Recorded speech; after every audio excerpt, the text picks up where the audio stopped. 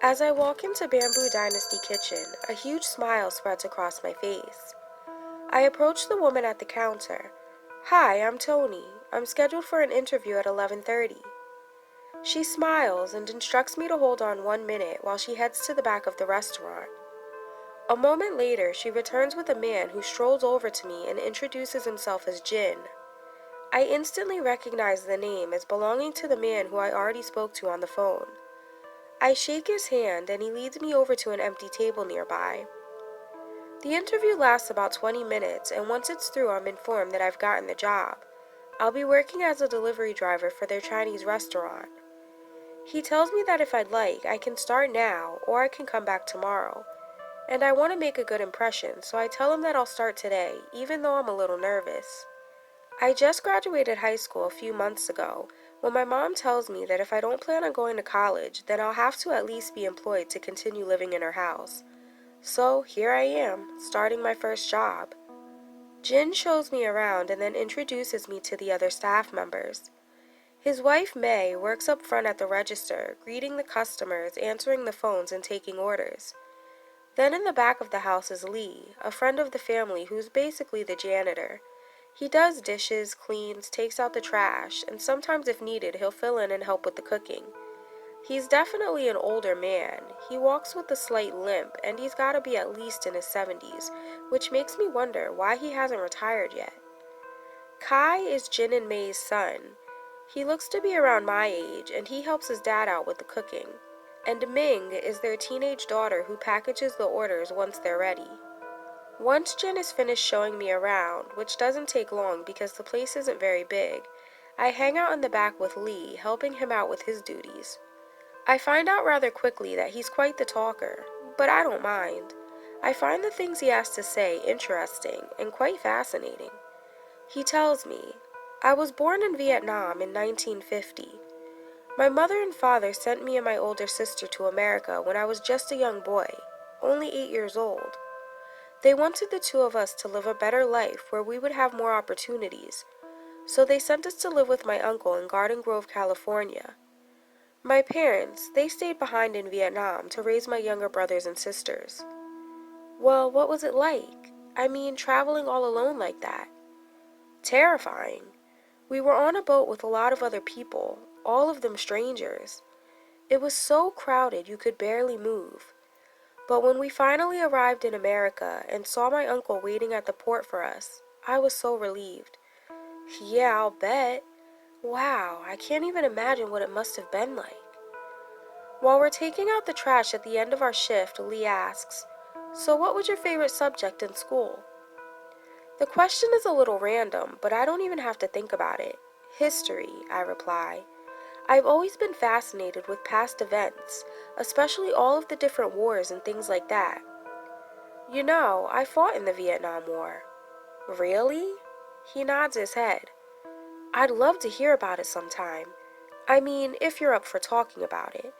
I know a lot of men who fought in wars have a hard time talking about it after." "I don't mind, but I have to warn you. I have some crazy stories." "That's okay with me," I reply.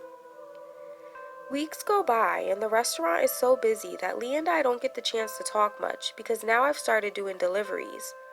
But then one night, when things slow down a bit, I grab an empty milk crate and drag it over to where he's washing dishes. He laughs. "I take it you're ready for one of my stories." "If you're not too busy," I say with a smile.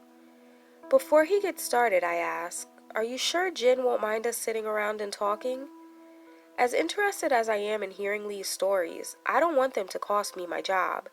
My mom would kill me if I got fired. "No, I don't think he'll mind."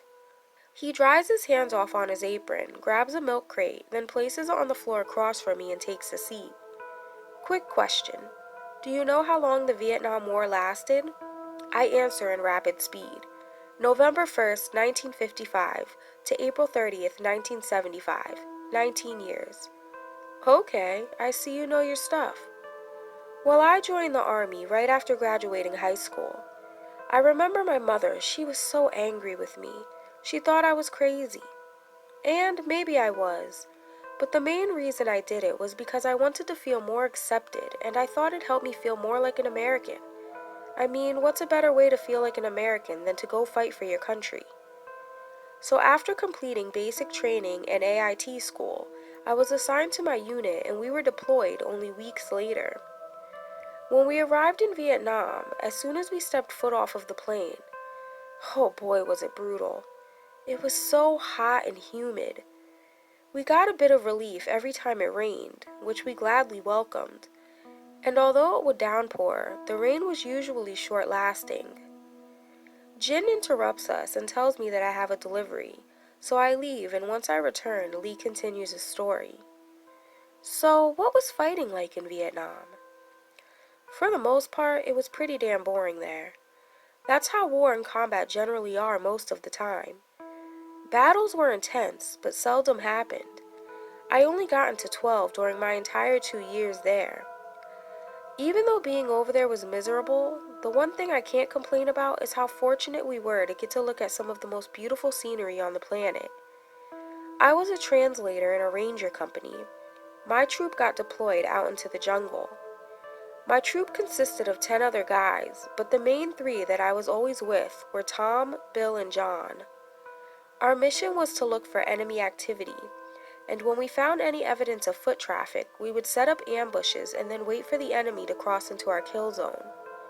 So far, we'd had a pretty difficult recon. It's always hard in the jungle, but especially when your team only consists of 11, stealth is absolutely necessary.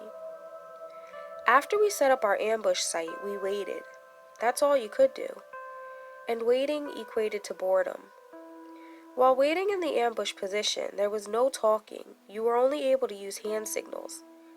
Waiting for the enemy could take days, but the moment you hear movement, your heart begins beating so fast, and then when you initiate contact, it's akin to terror. You initiate by blowing your claymore mines, followed by an incredible amount of fire at the enemy. The sound is so deafening, but you fight through it and do what you gotta do. Hold on a second. Didn't you guys have some kind of ear protection or something? Yeah, we had earplugs, but I didn't use them. Well, why not? It was too dangerous. They didn't just block out gunfire, they blocked out all noise, making it impossible to hear the enemy sneaking up on you. So anyway, after return fire was eliminated, we would sweep the area for live bodies, weapons, and intelligence. After that, we'd return to our base camp, get debriefed, and prepare for our next mission. What about the other guys from your team? Do you still keep in contact with them today? They're all dead. Oh, I'm so sorry to hear that. You always prepare yourself for that going in. You know that you may not make it back alive. But when you actually witness a death of someone close to you, it's totally different than just being told that they're dead. Were they all killed at the same time? I mean, like in the same battle? No, John died first. We were in a search and destroy mission in the lower quadrant, just north of Bien Hao. We were in one hell of a fight. My guys were taking cover in the trenches, returning gunfire to the enemy, when all of a sudden I see something out in the field. What was it? Someone from the other side? That's what I thought at first, but the strange thing was that no one else seemed to notice it.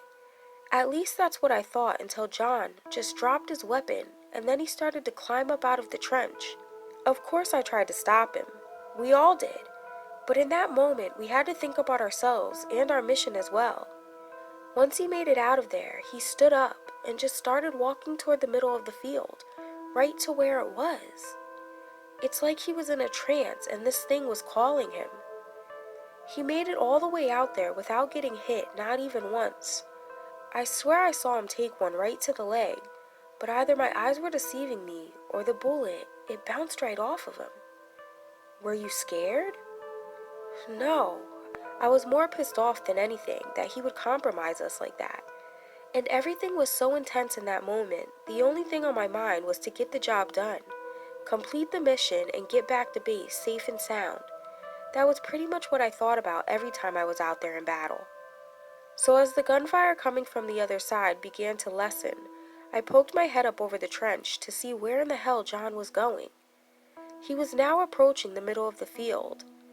The closer he got to this thing, it seemed to grow in size. Hold on a second. You keep saying thing. What does that mean? I don't believe it was human. It didn't look like anything that I've ever seen before. It looked more like a creature you would only ever see in your nightmares. It stood taller than the average man, perhaps 8 feet tall, with huge pointed ears and black leathery skin. A pair of massive colorless wings protruded from its back. It had horns coming out of its shoulders and big elephant-like tusks coming out of its mouth, but they moved just like spider fangs. So what the hell was it then? Your guess is as good as mine.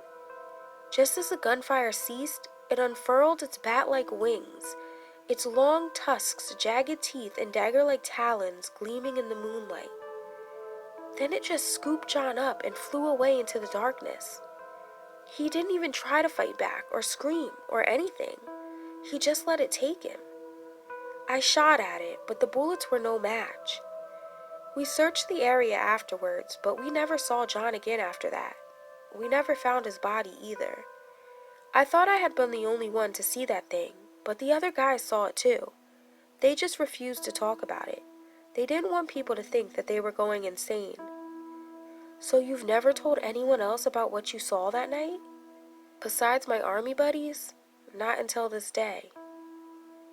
Jin comes to the back and tells us to take out the trash because he's getting ready to lock up for the night. I was so enthralled in Lee's story that I hadn't even realized our shift was over. So we take out the trash and he tells me, I'll finish the rest tomorrow. The next afternoon, Jin lets me and Lee take our break at the same time.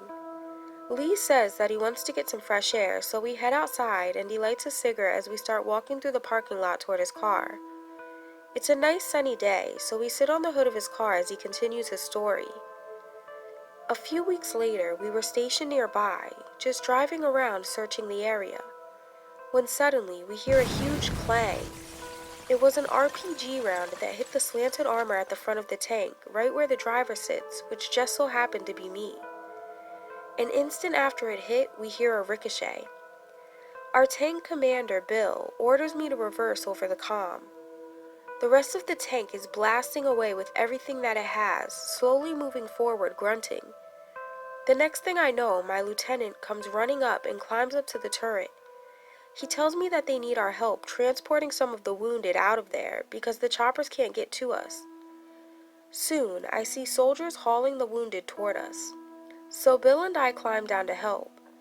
I had to make sure no one had their legs dangling over the side just in case we hit a mine on the way out.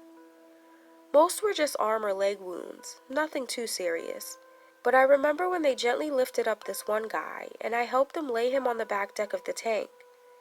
He had a massive chest wound, and blood was pouring out of him. I mean, he was drenched in it. I could tell someone had tried to bandage him up, but I think they just did it to try to make him feel better. You could look at him and tell that he wasn't going to make it. Just as I was about to walk away, he grips a hold of my arm, and I look at his face, his eyes bulging out in fear. That's when I realize that it's one of my guys. It was Tom. I think he knew he was going to die, but I told him, hey buddy, don't worry, I'm going to get you back safely. Then he starts choking up blood and I shout for a medic. So one comes rushing over and jumps up onto the tank to check him out. But a moment later, he looks back at me solemnly and tells me to get him off the tank to make room for the others who need help because he's gone. I couldn't bring myself to do it, so they had to drag his body down, and then they loaded up 2 more wounded soldiers. After that, I climbed into the tank and slid into the driver's seat. Later, when we got back to base, I found out from some of the guys that Tom had tried to save one of the other soldiers, some young kid who just got here. They say the kid just climbed out of the trenches and walked out onto the field right in the middle of all the gunfire. Just like John did? I asked. Yeah. So I asked what in the hell had made the kid do such a thing. And the guys say that Tom told them that he saw something out there, some kind of creature, and that this wasn't the first time he had seen it. That's why he went running out there to save this kid, because he knew what it was capable of. He knew that thing had already killed John. As soon as he got close enough, it plunged its talons right through him. It's a miracle he made it as long as he did. He should have died right then, out there on the field. I had a real good cry that night. Tom had a family back home in New Orleans, a wife who was pregnant and 3 kids, which made his death even more devastating. Well, what happened to Bill? Lee glances at his watch. I guess that story will have to wait until another day. Break time's over. We head back inside and I go about the rest of my day, which is fairly busy. But when I go to say goodbye to Lee at the end of my shift, Jin tells me that he left early. I drive home and put on the news while I'm heating up some leftovers for dinner that I brought home from work. But no matter how hard I try, I can't stop thinking about Lee's story. I'm curious to hear more about whatever this mysterious creature is. But the next day when I return to work, Lee isn't there. I don't think anything of it at first. I figure maybe today was his day off. But when he doesn't come in for the next 3 days, I ask Jin where he is. He tells me that he called out sick because he hasn't been feeling too good. Finally, after missing an entire week of work, he returns. Obviously, I'm glad to see that he's feeling better, but I'm also happy he's back because of how hooked I've become on his stories now that this monster is involved. I've been thinking about it non-stop lately. I haven't even been able to sleep much these last couple of days. So when it's time for my break, I clock out and head to the back where Lee is cleaning out the fridge and freezer. Hey, I'm glad to see you're back. It's good to be back. I caught a cold from my sister when she came to visit, and it had me down for the count. I laugh and then ask, you feel like talking? You mean continuing my story? Yeah, I've been going crazy waiting to hear what happens. Sure, take a seat, he tells me, pointing to an empty milk crate in the corner of the fridge. I pull it a little closer and sit down. Then he begins. So whatever this thing was, it wouldn't show itself every single battle. But when it did, we knew all hell was about to break loose. And as time went on, more and more people from my platoon started dying. I remember this one time, this guy named Dennis, who's another guy from my troop, he was crouched down on the ground next to me, shooting. And then the next thing I know, as I look over at him, I see him drop his gun to his side. And the look on his face, I'll never forget it. Pure terror is the only way to describe it. He was frozen, staring this thing right in the eyes. Then he just got up and started climbing out of the trench. I did what I could to try and stop him. I grabbed a hold of his legs and tried my best to pull him back down, but he was so damn determined to get out of there that he fought like hell. He kicked me right in the face, busting my lip. When I recoiled to wipe the blood from my mouth, he got away and walked right out onto the field into the middle of all the gunfire. That's when I noticed that it's not just him that seemed to be in a trance. Random members of different troops were all doing the same thing. Once they reached the creature, it ripped them all to shreds right there in front of us. And the even crazier part is that the enemies would walk right past the creature as if they didn't even notice it. I interrupt. Ripped them to shreds? What do you mean? I mean, its talons and tusks pierced right through the men. Blood splattered everywhere. It left a few of their body parts behind. I guess it wasn't too hungry that night. But what Bill and I finally came to realize was that it seemed as if this creature could only get so close to us. Then it would lure people to it with its gaze. And what I couldn't understand was why Bill and I were still left. Our numbers were dwindling every time we'd go into battle. Either this creature was taking our guys out or the enemy was. Then one day, we were in a battle when this thing appeared, and I got a really good look at it this time. The white men in our unit had started to think that it was some sort of secret weapon that the Vietnamese had built to help defeat us. But after seeing it up close, I knew that wasn't the case. I tried to tell them what I believed it was. I went straight to my lieutenant and told him that it's an ancient creature from my culture called Madai. What in the hell is that? It means hungry ghost in English.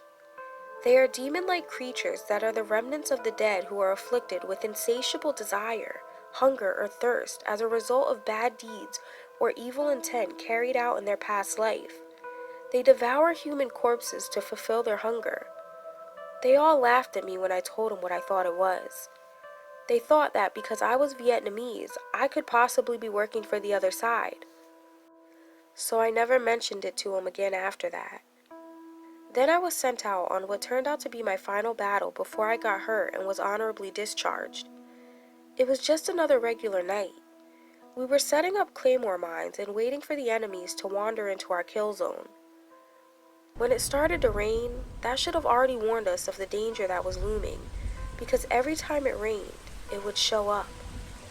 Then suddenly, one of the mines goes off, and then rapid gunfire erupts. I had just started dozing off when the sound jolts me awake.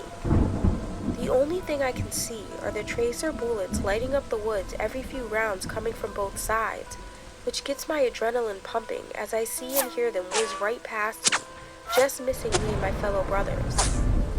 Like that wasn't enough, then I see the creature appear in the darkness. It starts to approach us, but then stops when it gets about 50 feet away. It lets out a monstrous roar that sounds like it came from the depths of hell. Then as Bill and I crouch in one of the trenches and start to fire, we notice some of the other guys get up and start wandering toward it. I shout for them to stop, to come back, but they can't hear me over the gunfire and pouring rain. As more and more of our guys come out from their cover and walk like zombies to get slaughtered, I expect to hear the lieutenant shout, "Retreat!" But when I don't hear the order, I take it upon myself to give it, knowing that there wasn't too many of us left to begin with. We go running deep into the woods, trying to get away as fast as we can, but when we start to hear explosions all around us, it makes it impossible for us to pay attention to where we're going. Then I look over to my right and see another soldier running next to me, and then in a split second he's gone in another explosion, and it feels like there's nothing but red drops raining down on me from all of the exploding bodies hitting the enemy's claymores as we try our best to navigate ourselves back to the safe zone. Then we stumble upon a cave, clearly off course. I glance over at Bill and yell, "We have to do something to kill this thing before it annihilates the whole army."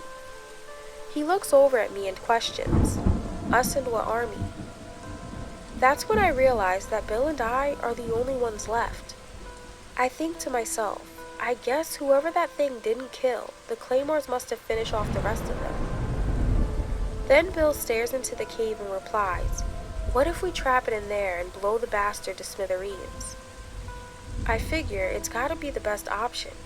I just hope that it works. So while he heads back through the woods to try to find the creature and lure it back to the cave, I take my last 2 claymores and Bill's 2 that he had left and walk through the entrance. As I make my way into the cave, it opens up into a larger area, and that's where I decide is the perfect spot to lure it to, because if we try to detonate the claymores in such a vast area, there's no telling if it will work or not. And since we only have 4 left, we have to try to detonate them and blow up the entrance to this area while it's trapped inside, and hopefully we make our way out of the smaller tunnel before the whole cave collapses. I scale up the rigid wall to try to get as close to the ceiling as I can, and then attach the first claymore tripwire to the second that I've already secured to the wall. I repeat the same thing with the last 2 on the opposite wall, but I can't attach the final tripwire across the entrance until Bill lures it in there. Once I'm finished, I stand there, scared to death, waiting. Then I hear Bill's terrified voice echo throughout as he comes running through the cave, warning me that he's on his way. I crouch in the large part of the cave, behind some boulders right near the entrance, and wait for him to get to where I am, praying that our plan works. I can hear the creature's rapid breathing and snarls. I can also hear its tusks clicking together the closer that it gets, and then it starts to growl in anticipation of its next meal. When I see its shadow spread across the ceiling of the cave, I prepare to leap out and attach the final tripwire. Then Bill comes darting in, holding his eyes closed with the creature right behind him.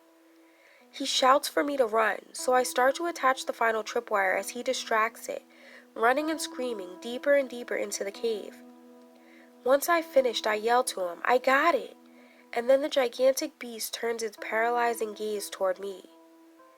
I quickly look away as I hear its clicking tusks, and then it comes charging at me. As I try to run, it grabs a hold of my foot, drags me back into the cavern, and sinks its teeth into my leg. I scream in agony. Just as I think I'm about to die, I hear shots ring out, and then it throws me to the ground, turning its attention to Bill as he shouts for me to run again, firing more shots. That's when I get up and hobble out of there to the best of my ability, and I swear Bill's right behind me. But then when I turn to look, he's not. The closer I get to the mouth of the cave, I start to worry that he's taking way too long. Then I'm flooded with relief when I turn and see him duck under the tripwire headed my way. But as soon as he does, the creature is right behind him and it sets off the claymores as planned, sending a thunderous boom and vibration throughout the cave. With the rocks tumbling and falling, I attempt to make my way out of there. When I finally make it out and collapse to the ground, I look back and see Bill only about 20 feet away, reaching out towards me, and then the rubble devours him. A huge cloud of dust engulfs the air as I hobble back over coughing, and I try to move the rubble aside to find him, but I know there's no way he could have made it. I barely made it out of there alive. As I hobble away, I can still hear the creature's growls, so I know that we've only trapped it in there. Bill saved my life. He saved us all. If it wasn't for him, that thing could have caused us to lose the war. It'd be a whole different world right now.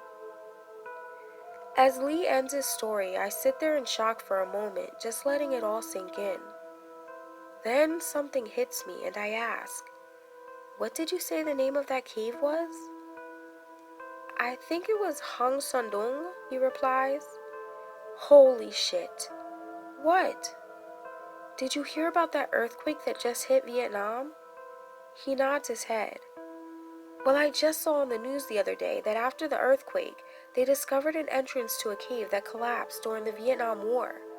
They sent a team of geologists and spelunkers inside to explore, but they disappeared. So now they're sending in search and rescue teams to find them because they think they might have gotten lost in there.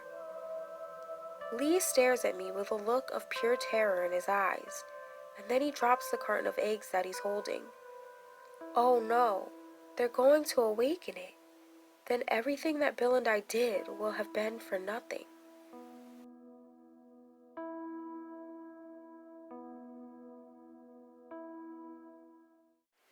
Don't forget to subscribe for new stories weekly. See you next time on Nino's Nightmares. Really? You're supposed to click the like button, not me. Ugh.